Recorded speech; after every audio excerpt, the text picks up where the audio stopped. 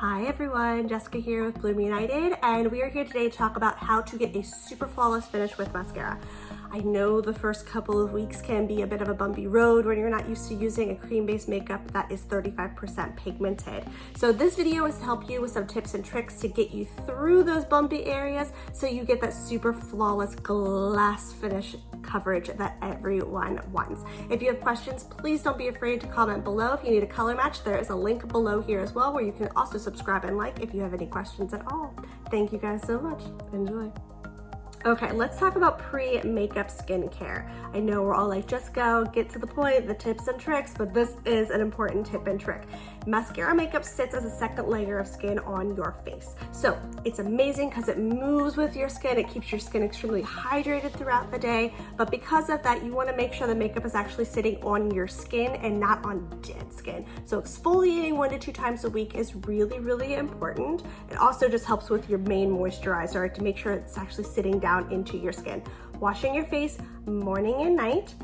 Another one, shaving your face. I know everyone's like, you want me to do what? You want me to shave my face? But having that takes off that peach fuzz that's sitting on top of your face, so the makeup is actually sitting on your skin and isn't sitting on all of that hair. You will not believe how much hair you have on your face until you shave it. And it is a myth. Hair does not grow back thicker. It is a wives' tale, okay? That is not true. I've been shaving my face once every 2 weeks for a year. Do I look like a man? No. Also something you can do to help keep your skin really glowing is doing a mask 1 to 2 times a week. But exfoliating and washing your face morning and night are the 2 big key ones to making sure that you have a super flawless finish. That prep work is worth the extra step.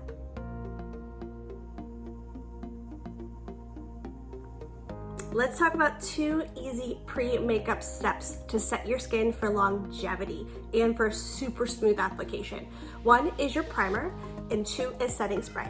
With your primer, you just want to make sure you're using a non-silicone based primer, and with your setting spray, you just want to design it to your specifications for your skin needs. Whether you have oily skin or dry skin, there are setting sprays out there that are specifically for that. I use Urban Decay's De-Slick because after I have my baby, I have super oily skin now.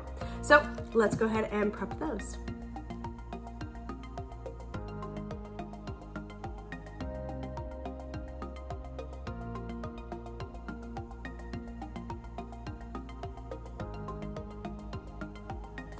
And there we go.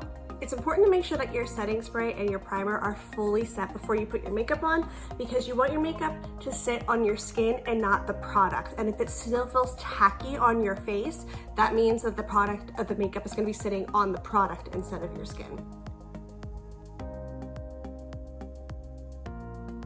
Okay, let's get to the good part, your actual makeup application. So here are 5 easy, very easy steps to helping you get a super flawless finish. 1, less is more. This is the golden rule with mascara. So if you are seeing makeup sitting on your face or it looks cakey, 9 times out of 10, you have too much makeup on your skin. Or you might have the wrong color and it's too light and that's why you're seeing it. So if you need color corrected to a new color, you can PM me. Another one, number 2, using your tools. Mascara has the best tools. They are seriously absolute gold and they are made to help you. They are designed for cream-based makeup. They are highly dense so the makeup sits on top of the brush. They are the softest brushes, but they are also designed for the specific parts of your face. The Detail Hat brush is to help you highlight and contour. The B-Square brush is for your main foundation color, your bronzer, your blending, all of that stuff. So these guys will not only speed up your makeup process, they're going to give you a flawless coverage.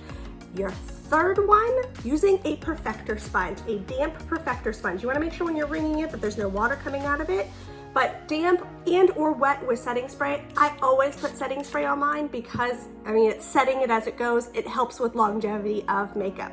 Using this in between every single color you use, just lightly tapping it, it's going to help you get super flawless coverage. Your next one, don't rush. Don't rush. Take your time with this. You are naturally going to speed up as you go, as you practice with mascara. But if you start rushing, it's going to not give you that flawless coverage. And the last most important step is how to use your brushes. So making sure that you're using a stippling motion, so you want nice, quick, soft motions. You don't want to press and pull. You don't want to buff it out, right? You just want to lightly press and lightly tap to get your nice, quick motions. Dipping and then going in. Now, with your makeup, this is how much you want on your brush.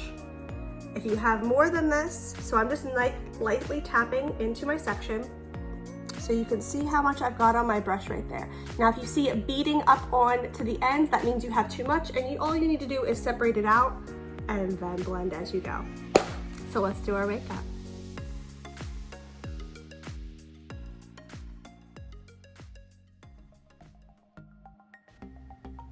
Starting with my B-squared brush, I'm dipping into my main foundation color and stippling it onto my face. Now, if you need to color correct, you're going to be doing this first in the pigmentation issues that I've talked to you about previously, and then you're going to use your Perfector sponge. But I don't need to color correct, so I'm going in right with my main foundation color, using the same pressure. And every time I go into a new part of my skin, or I'm noticing the makeup isn't applying onto my face, I dip back into my tin. Now, I normally only do one dip into my tin each time I go into a new area of my face, unless that I see that I need more. But always look at your brush, especially when you're first starting out, just so you can make sure that you don't have it caking. So now I'm going in with my detail hack brush, using the exact same amount of pressure, applying it at the corner of the nose, and now I'm working up into the eye. You notice that I'm not re-dipping. I'm putting what's left over on my brush and moving it up into the eye. Now, if you've color corrected, you want to make sure that you're using your Perfector sponge before you move on to this step, because otherwise you're going into 3 layers of colors. I'm doing my upside down triangle on the top of my forehead and down my nose and onto my chin and excess underneath of there. Now I'm blending with the other end of my detail hack brush. You can do this with your 30-second, any other brush that you have, but just very, very lightly blend that in. You don't want to over blend. And the Perfector sponge, the oh so important Perfector sponge, just lightly tapping, that's nice and damp. Drawing my line and hugging that cheekbone right there with my contour. I'm using the color Henna right here, and I am wiping this color on. So just creating these lines because I'm going to go in and blend that out later, and I like a nice strong contour color. Using the blend and tap brush to contour my nose, staying right on top of that nose line, again just drawing lines. If you put too much on, it's a piece of cake to blend it out. Don't be afraid of your contouring. Now I'm using the Best Blend Forever brush to blend in, but you can use the fluffy end of your B-squared brush. Adding my blush right on top of that contour line. Now you notice I didn't blend that contour line in because I'm going to blend it in now. With the small end of my B-squared brush, or if you're using a 30-second hack brush, the wider end of that, lightly tapping. Using the fluffy end to blend that line out. And the marvelous Perfector sponge. A damp Perfector sponge is going to be your dream here with getting any excess off for a nice, solid, flawless finish. Super light pressure with the Bella bronzer. This is the game changer for me. So making sure that I'm tapping out any excess and using just the lightest hand possible, just feathering it on, putting it down my neck, which helps connect my face to my chest, especially if you have freckles or if you have a red chest. It'll help connect your face so your face doesn't look like it's floating. Again, with the damp Perfector sponge, making sure it's all blended in, adding some sparkle, because I love my illuminator, to the tops of the eyes, the cheekbones, the nose, and the lip. Your Cupid's bow. Put some eyeliner on there. Then I'm going to set it with some setting spray and then with some setting powder to really lock it into place. Our last step is setting our makeup to make sure it stays in place all day long for longevity. So you're going to go back in with your setting spray. And let's let that dry. Now that that's dry, we're gonna put our setting powder on with the big end of our B-squared blush and bronzer brush. And you want to lightly stipple your makeup on, not pressing and sweeping. You just want to lightly touch your face because we don't want to take that makeup off. And the setting powder just gives you a nice matte finish. Keeps your cream makeup in place, and it also helps with longevity. Thank you so much for watching, friends. If you have any questions, please comment below, like, comment, and subscribe. Again, I'm Jessica. We're here with Bloom United. Thanks for watching.